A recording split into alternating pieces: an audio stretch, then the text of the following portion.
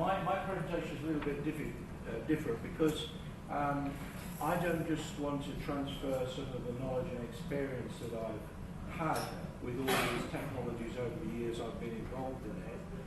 I really want to try and stimulate your thinking about what's happening with technology and society and the implications for health and well-being and what all of us in this room can do about it, whether you're from a medical background or whether you're not.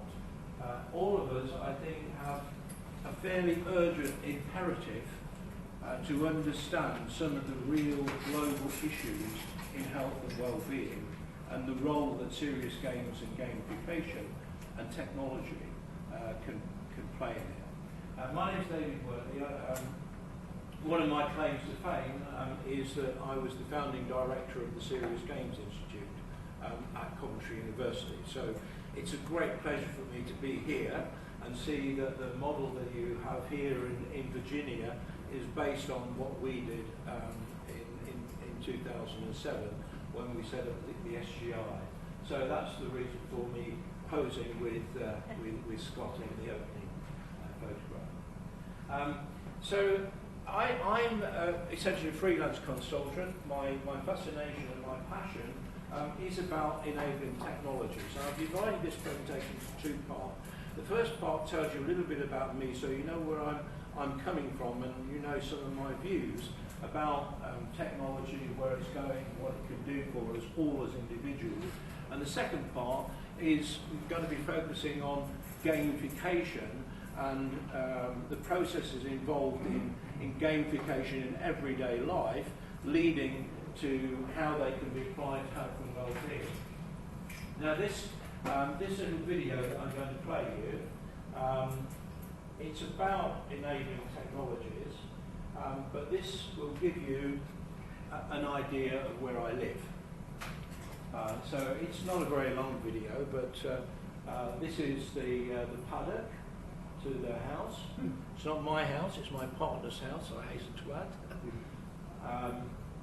So we're now going to go into just a little bit of an aerial view. I shan't play the whole video, but just want to give you an idea of the rural landscape.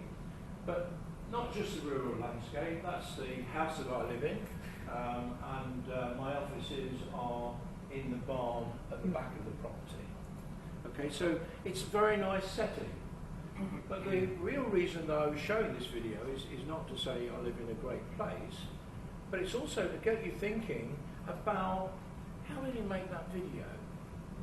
You know, only 2 years ago, I would not have been able to have made a video like that. If I wanted a video that has the kind of functionality of this particular video, flying over the house and then going down, I would have had to have hired professional services, a helicopter, perhaps a film crew and all of this. But this video was shot with a consumer drone and controlled by my smartphone.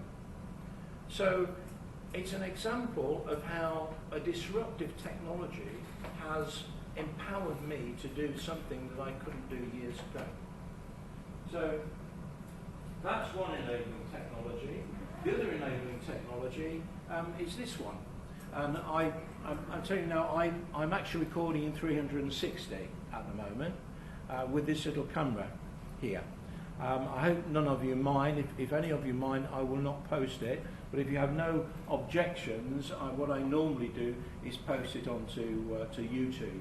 And the still image that you see there is actually a 360 video that I recorded on the opening session. So if I start to play it, you obviously don't get the same impression that you get if you've got a virtual reality headset. And I apologise that the audio is not very good.